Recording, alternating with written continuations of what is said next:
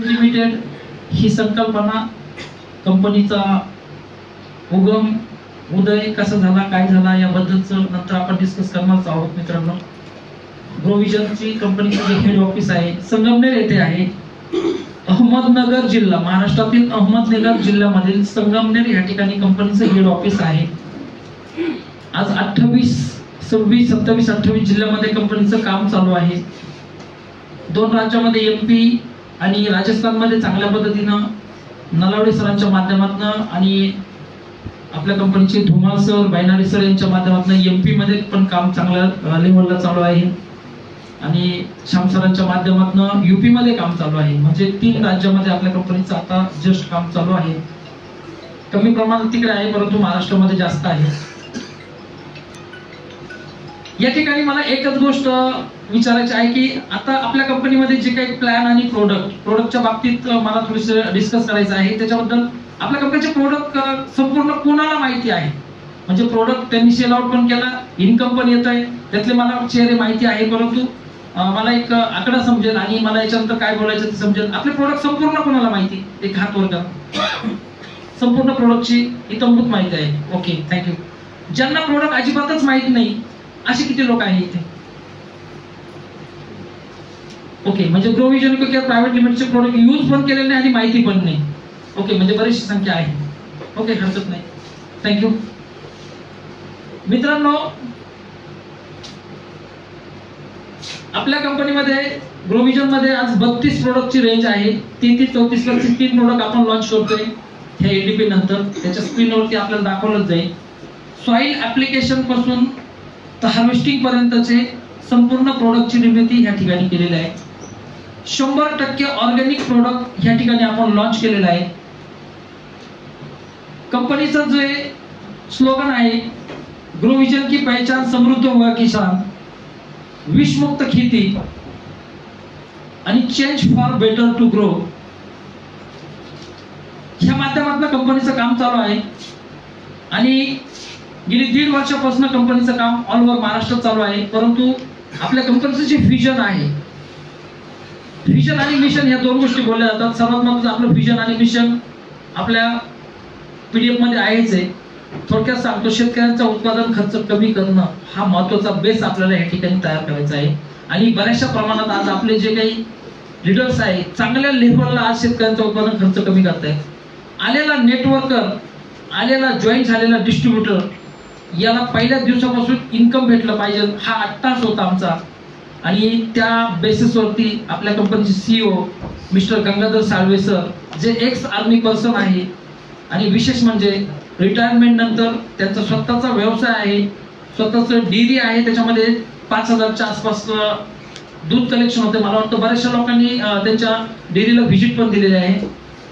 स्वतःचे किराणे माल पण होते, शेती पण आहे आणि डायरेक्ट शिलिंगचा अभ्यास असल्यामुळे त्यांनी तो प्लॅन या ठिकाणी चांगल्या पद्धतीने लॉन्च केला की ज्याच्यातनं आपल्या प्लॅन मध्ये कुठल्या प्रकारची क्युरी निघत नाही। असे चांगले नेटवर्करांनी जरी प्लॅन बघितला तर 100% त्याच्यामध्ये कुठल्या प्रकारची क्युरीज आपण त्या ठिकाणी ठेवलेली नाही, कारण आलेल्या व्यक्तीला पैसे भेटले पाहिजे हा कंपनीचा एक उद्दिष्ट आहे। आणि सर्वात महत्त्वाचं एंड युजर आपला शेतकरी जो आहे त्याच्यापर्यंत एक चांगल्यात best of the best product गेले पाहिजे हा जो संकल्प आमचा होता तो या ठिकाणी कुठेतरी खऱ्या अर्थाने आज चांगल्या दृष्टीनं बघायला भेटतो आणि मेहनतीनं आपले लोक काम करतात मार्केटमध्ये। सर्वांचं मी मनापासून एकदा अभिनंदन करतो, धन्यवाद व्यक्त करतो। मित्रांनो, जेही प्रोडक्ट आपण लॉन्च केलेले आहे याच्यामध्ये आपण पॅक्ड अँड मार्केटेड आहोत। मी जस्ट स्टार्ट करतो कारण वेळ आणि याच्यानंतर आपल्याला 1:15 वाजता जेवण पण लंच ब्रेक आहे। आपल्या कंपनीचं जे हेड ऑफिस संगमनेरमध्ये आहे, या कंपनीमध्ये जे प्रोडक्ट आपण फॉर्म्युलेशन जे आहे स्वतः कंपनीचं आहे। गेली 4 वर्षापासून ह्या फॉर्म्युलेशनवरती मी काम करत होतो सर, मला पण जोडीदार होते, परंतु ऍग्रिकल्चर फील्डमध्ये मी 1990 म्हणजे 55 सालापासून काम करतोय। 55 सालापासून स्वतःचे फर्टिलायझरचे शॉप होते, आतापर्यंत 4 ते 5 शॉप्स होते माझे 2013 पर्यंत आणि 2013 नंतर टोटली मी ऑर्गॅनिक मध्ये काम करण्यास स्टार्ट केलं। त्याच्या अगोदर फक्त केमिकल मध्येच काम करायचो, कारण बायर सिजंटा डुपॉन्ट वगैरे चांगल्या कंपन्यांची माझ्या एजन्सी पण होती। नागार्जुनाचं काम होतं, स्वारी ॲग्रोचं होतं, आरशेफचं पण काम होतं, नर्मदा व्हॅली फर्टिलायझरचं काम होतं. असे बऱ्याचशा कंपन्यांचे कामं होते ज्याच्यातून आतापर्यंत बरेचसे प्रोडक्ट सेल आउट केले. याच्यामध्ये मला वाटतं ॲग्रिकल्चर कन्सल्टंट आमचे नितीन कानमाले सर वगैरे भरपूर लोक आहेत, त्यांचा ॲग्रिकल्चरमध्ये चांगला स्ट्रॉंग स्टडी आहे. रमेश सर त्यांचा स्ट्रॉंग स्टडी आहे. बरेचसे लोक असे आहे की त्यांचा ॲग्रिकल्चरमध्ये चांगला अभ्यास आहे. ज्यावेळेस हे लोक आमच्याकडे प्रोडक्ट बघण्यासाठी आले त्याच्यामध्ये फक्त इन्ग्रेडियंट्स बघितले गेले. मित्रांनो, इन्ग्रेडियंट्स महत्वाचा एक पार्ट असतो, त्याच्यामध्ये तुम्ही मॉलिक्युल्स काय वापरताय. ग्रोविजन इकोकेअर प्रायव्हेट लिमिटेडच्या टोटल प्रोडक्ट मध्ये इन्ग्रेडियंट जे आहे वनस्पतीचं टोटली अन्नद्रव्य डिफिशियन्सी कव्हर होणारे प्रोडक्टची रेंज आपण याच्यामध्ये तयार केलेली आहे. म्हणजे त्या प्रोडक्ट मध्ये असे काही मॉलिक्युल्स आपण ऍड केलेले की डिफिशियन्सी कव्हर होते. या शब्दात संपूर्ण काही प्रोडक्ट आहे. डिफिशियन्सी कव्हर होते म्हणजे त्या झाडाची डिफिशियन्सी कव्हर होणारे मॉलिक्युल्स आपण प्रत्येक प्रोडक्ट मध्ये ऍड केल्यामुळे 100% रिझल्ट या ठिकाणी येत आहे. आणि सर्वात महत्त्वाचं मार्केटच्या रेंज सारखे प्रोडक्ट म्हणजे मार्केटमध्ये डायरेक्ट सेलिंग इंडस्ट्रीमध्ये सर्वात महत्त्वाचं काय होतं की मी आतापर्यंत डायरेक्ट सेलिंग इंडस्ट्रीमध्ये मी 1999चा MLM मध्ये केलेलं काम आहे. माझं 1999 3 वर्ष काम केलं होतं, मोठ्या कंपनीत काम केलं होतं. त्यामुळे डायरेक्ट सेलिंग इंडस्ट्री काय असते हा स्टडी जुना आहे आणि त्याच्यातनं आतापर्यंतचा ट्रॅडिशनल मधला आणि डायरेक्ट सेलिंग मधला डिफरन्स जर बघितला, बऱ्याचशा कंपन्यांमध्ये डायरेक्ट सेलिंगचे प्रोडक्ट हे मी नाव ठेवत नाही, चांगले प्रोडक्ट आहे, कंपन्या चांगल्या आहे मार्केटमध्ये, परंतु प्रोडक्टची कॉस्टिंग जी आहे ती कॉस्टिंग सर्वसामान्य ग्राहकाला घेण्यास परवडत नाही. म्हणजे शेतकऱ्यांना पुन्हा पुन्हा खरेदी करण्यास परवडत नाही. म्हणून प्रोडक्ट चांगले असताना सुद्धा कधी कधी कस्टमर किंवा शेतकरी घेत नाही. याचं कारण फक्त रेट. सर्वात महत्त्वाचा रेट हा एक महत्त्वाचा याच्यामधला मॅटर आहे. आणि आपल्या ग्रोविजन इकोकेअर प्रायव्हेट लिमिटेड मध्ये असे काही रेट ठेवण्यात आले ज्याच्यातनं मार्केटमधल्या प्रोडक्टचे आपण कम्पेअर केलं तर 100% आपल्याला डायरेक्ट सेलिंग इंडस्ट्रीमध्ये घ्यायला परवडतं. हा एकमेव बेस आहे याच्यामध्ये. त्याच्यामुळे शेतकरी आपल्याकडनं प्रोडक्ट घेतात आणि 100% कंटिन्यू प्रोडक्ट घेतात. रिपर्चेसचा बिझनेस फार मोठा आहे. जस्ट स्टार्ट करतो. सर्वात महत्त्वाचं केमिकल फर्टिलायझर प्रोडक्ट कसे बनवले, काय बनवले, याच्यामधले इन्ग्रेडियंट्स घेऊन आपण पॅक्ड अँड मार्केटेड आहोत. अजून 1-1.5 वर्षांनी स्वतःचं कंपनीचं मॅन्युफॅक्चर युनिट असेल, कारण त्या प्रोसेसवरती आपण आहे. कारण गव्हर्नमेंटला सर्वात महत्त्वाचं कुठली कंपनी ही 3 वर्ष ज्यावेळेस तुमचं मार्केटमध्ये प्रोडक्ट असतात, बरेचसे काही प्रोसेस आहे त्याच्यामध्ये. लायसन्सच्या बाबतीत आपण जर बघितलं तर MCAचं सर्वात महत्त्वाचं लायसन्स आहे दिल्ली गव्हर्नमेंटचं. डीन आहे, DSC आहे, टॅन आहे, पॅन आहे. GST मध्ये फर्स्ट डे पासून काम आहे. विदाउट GST मध्ये आपण कुठलंही काम करत नाही. महत्त्वाचं म्हणजे ISO आहे, बाकीचे सर्टिफिकेशन आहे. आणि OMA सर्वात महत्त्वाचं OMA organic agro manufacturer association ह्या संस्थेचं भारतामधले डायरेक्ट सेलिंग इंडस्ट्री मधले फर्स्ट आपली कंपनी आहे ग्रोविजन इकोकेअर प्रायव्हेट लिमिटेड. तिची मेंबरशिप आपण घेतली. बऱ्याचशा ऍग्रिकल्चर फील्ड मध्ये काम करणारे मॅन्युफॅक्चररना OMA काय आहे हे माहित आहे. कारण गव्हर्नमेंटचे जे गॅजेट्स येतात ते पहिले OMAला येतात. गव्हर्नमेंटचे रूल्स रेग्युलेशन जे आहे ते पहिले त्या OMA ह्या संस्थेला येतात. आपल्याला ते फॉलो होतात. म्हणजे आपल्याला त्या ग्रुपमध्ये आम्ही आहे त्याच्यामुळे आम्हाला संपूर्ण गव्हर्नमेंटचे रूल्स रेग्युलेशन आपल्यापर्यंत येतात. कुठल्या कंटेंट्स मध्ये काय पाहिजे, कॉन्स्टंट किती % पाहिजे, ह्युमिक ऍसिड मध्ये किती पाहिजे, नीम ऑइल मध्ये कसं पाहिजे, ह्या सगळ्या गोष्टी त्याच्यात येतात. आणि त्या बेसिसवरती आपल्या कंपनीचं जे काम चालू आहे. मित्रांनो, डायरेक्ट सेलिंग इंडस्ट्री याचं गव्हर्नमेंटच्या रूल्स आणि रेग्युलेशन प्रमाणे आपल्या कंपनीचं काम आहे. आणि इथिकली कुठलंच काम आपण ऍक्सेप्ट करत नाही आणि आपण करणार भविष्यात पण नाही. कारण आपल्याला जे काम करायचं येणारा जो काळ आहे ही फ्युचर पिढीसाठी एक मोठं रोजगार निर्मितीचं साधन पण या ठिकाणी करायचं आहे. परंतु त्याचबरोबर आपला शेतकरी एंड युजर पण या ठिकाणी वाचला पाहिजे, हे पण आपल्याला काम करायचं आहे. कारण शेतकरी आपल्याकडून प्रोडक्ट काय घेतील तर घेणार फक्त एकाच गोष्टीमुळे, त्यांचा उत्पादन खर्च कमी केला तरच शेतकरी आपल्याकडून प्रोडक्ट घेतील. अदरवाईज शेतकरी प्रोडक्ट घेणार नाही. कारण मार्केटमध्ये हजारो कंपन्या आज आहे. मल्टीनॅशनल कंपन्या आहे, भारतामधल्या कंपन्या आहेत, तामिळनाडू मधल्या आहे, आपल्या सांगली, सातारा, बारामती, नाशिक जिल्ह्यामध्ये तर 550 कंपन्या आहेत. मित्रांनो, इतक्या कंपन्या असताना आपल्याला प्रोडक्ट काय घ्यायचे, तर युनिक प्रोडक्ट आपल्या जवळ पाहिजे तरच ते लोक घेऊ शकतील. आणि नक्कीच ग्रोविजन इकोकेअर प्रायव्हेट लिमिटेड मध्ये बेस्ट ऑफ द बेस्ट त्याच्यामध्ये इन्ग्रेडियंट देण्याचा प्रयत्न केला आणि त्याचे रिझल्ट काढून आपण ते प्रोडक्ट आज चांगल्या पद्धतीने मार्केटमध्ये सेल होतात. केमिकल फर्टिलायझर सर्वात महत्त्वाचं, केमिकल फर्टिलायझर, इन्सेक्टिसाइड, पेस्टिसाइड आणि विडीसाइड. केमिकल फर्टिलायझरचा वापर गेल्या 50-60 वर्षापासून आपल्या इंडियामध्ये मोठ्या लेवलला होत आहे. 1972 साली दुष्काळ पडल्याच्या नंतर केमिकल फर्टिलायझर इंडियामध्ये आणण्याचा निर्णय झाला.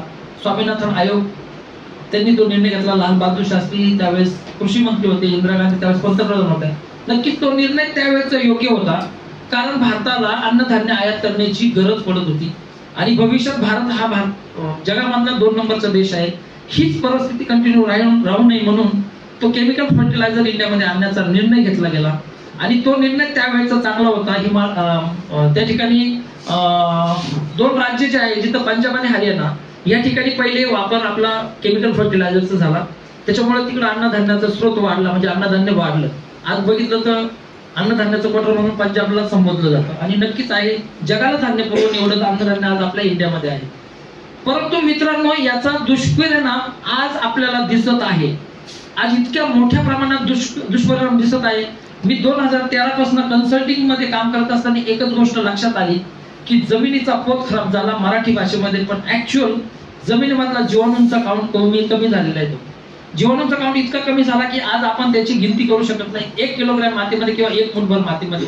मी कधी कधी मराठवाडा विदर्भ या भागामध्ये फिरतो, कधी कधी सांगितलं तर त्यावेळेस कधी कधी अतिशोक्ती वाटते, परंतु जर क्वालिफाईड असेल तर त्या ठिकाणी समजतं. कारण आज गुगल सर्वांनाच काही देऊन जातं. गुगलला जर तुम्ही सर्च केलं मी जे बोलतोय ते तुम्हाला गुगलला पण सापडेल.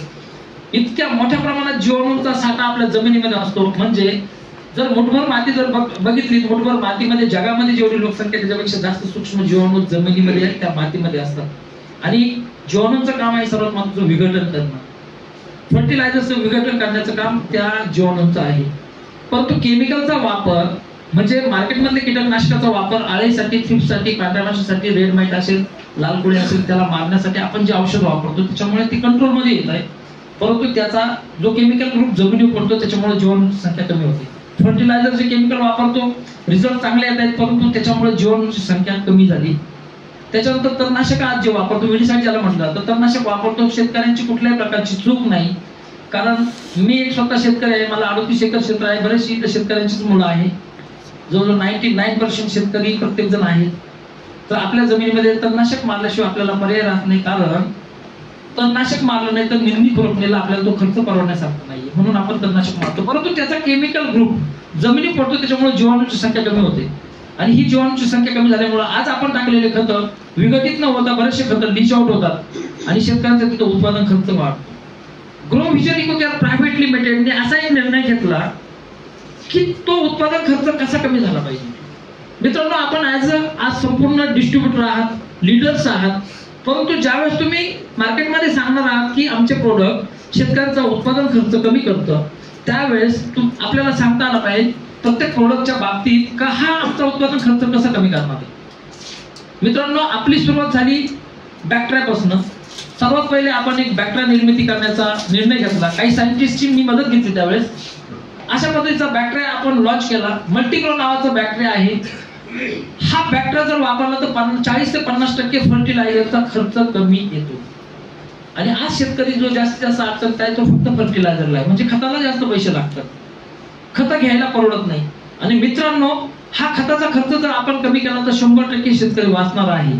कारण आज एक 50 किलोची बॅग घेतल्याशिवाय कुठला शेतकरी राहत नाही, त्याला तो त्याच्या शेतीमध्ये वापरतो.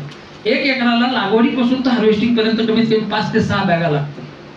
आणि आज जर विचार केला तर 10 ते 12 ते 15 हजार रुपयाची खत जर लागत असेल, ज्याची शेती 10 एकर असेल तर त्याला लाख रुपयाची खतं लागतात. मित्रांनो, इथं शेतकरी अडचणीत आहे आणि त्याच्यावरती सोल्युशन आपण मल्टीग्रो बॅक्टेरियाची एक निर्मिती केली. मल्टीग्रो बॅक्टेरिया अशा पद्धतीने निर्मिती केला. मित्रांनो, आता 1 लिटरची बॉटल आहे, इथे 500 मिलीची आहे, गाडीमध्ये असेल. 1 लिटर मल्टीग्रो बॅक्टेरिया जर घेतला शेतकरी तर त्या शेतकऱ्याला पुन्हा विकत घ्यायची गरज नाहीये. मार्केटमध्ये बॅक्टेरिया आहे, केएसबी, पीएसबी, अजून बॅक्टेरिया, बराचसा बॅक्टेरिया मार्केटमध्ये भेटतो. 1 एकराला 1000 रुपये खर्च येतो, 10 एकराला 10,000 रुपये खर्च येतो. पण पुन्हा जर विकत घ्यायचा असेल तर शेतकरी वापरत नाही. मल्टीग्रो नावाच्या बॅक्टेरियामध्ये सुडोमोनास, लॅक्टोबॅसिलस, अझोटोबॅक्टर, रायझोस्पिरिलम, संपूर्ण प्रकारचा काउंट याच्यात दिलेला आहे.